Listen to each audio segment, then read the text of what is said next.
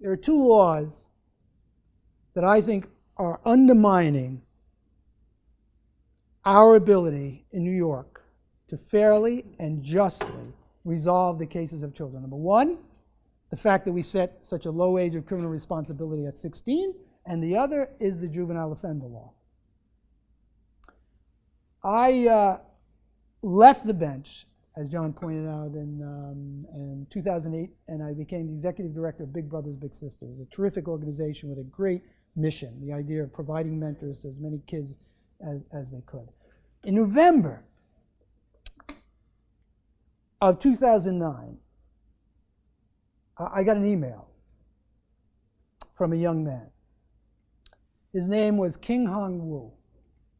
And he said, Judge Currier, I don't know if you remember me, but I appeared in your courtroom in 1996 when I was 14 years of age, and you sentenced me for a series of robberies. But when you sentenced me, you told me that if I did everything that you said, that you would stand behind me. And that was like kind of in quotes, you would stand behind me. Now, frankly, I didn't remember Qing Wu. So I called up my former law clerk. I said, Allison, I said, do you remember this case? I said, would you get me the transcript? And she did. And I got the transcript of Qing Wu's case. And I remember, after reading it, that I came out into the courtroom that morning, and I saw there were a number of Asian people sitting in the first couple of rows. It was a woman there who was in tears, and there was another young girl. And I was told that they didn't speak English, they spoke Chinese. I said, well, let's get a Chinese interpreter because I want to be able to talk to them, the family of this young man who was brought out in handcuffs and then unhandcuffed. And he was standing before me.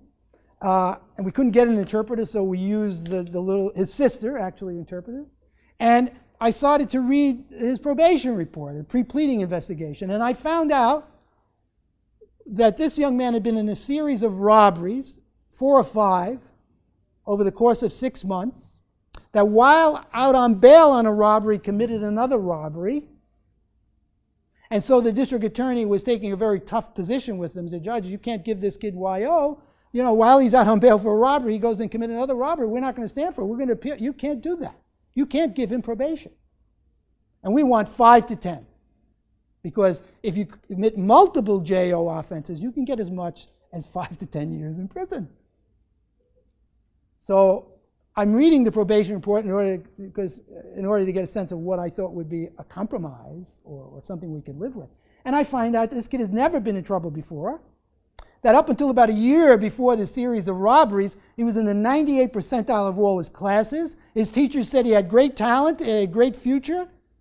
Quite shocked and surprised about what happened. And what happened was that he was being victimized by a gang in the school, and instead of continuing to be a victim, he joined the gang and went out on this spree of robberies.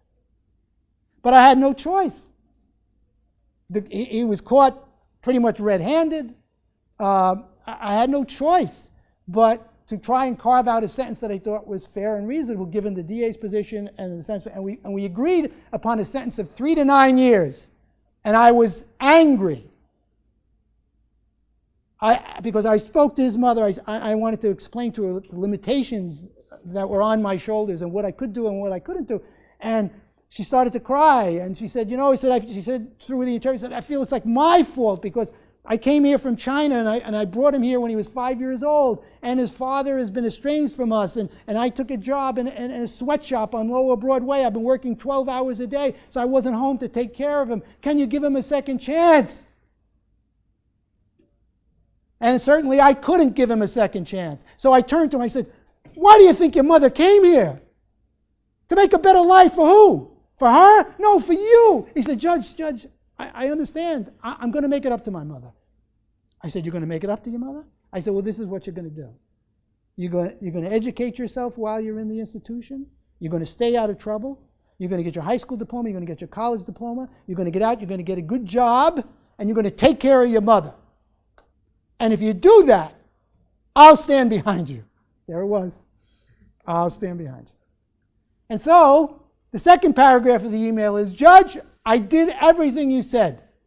I got out at the minimum of 3 years because I was a model resident. I got my high school diploma. I got my college diploma.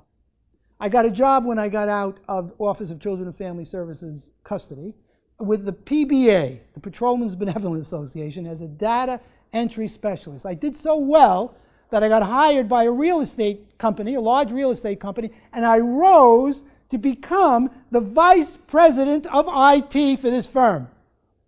And last year, my mother decided to become a citizen because they gave the test in Chinese. So I decided that I should go down and become a citizen. So I went down to immigration, and one of the questions they asked me, is actually the last question they asked me, is, had I ever been in trouble? And I said, yeah. He said, when I was 14, I got into trouble. Well, he said, well, come back in 2 weeks. I went back in 2 weeks. They put me in handcuffs, took me in custody, transported me to an immigration detention center in New Jersey. They're holding me without bail, and I'm awaiting mandatory deportation to China. Because when I was 14, I committed these crimes. And I was, number one, I was proud of what this kid had done. Look, he had done everything that the system had asked of him. If you wanted to say, look, the system worked, here's a kid it worked for, despite the fact that I essentially took his adolescence from him. Huh? You're 14, I give you 3 to 9. You're not getting out till you're 17, 18 years of age. And look at what he had accomplished. So I decided, in that case, moved me. Now, I don't want to use the word that it radicalized me, because then I get into trouble.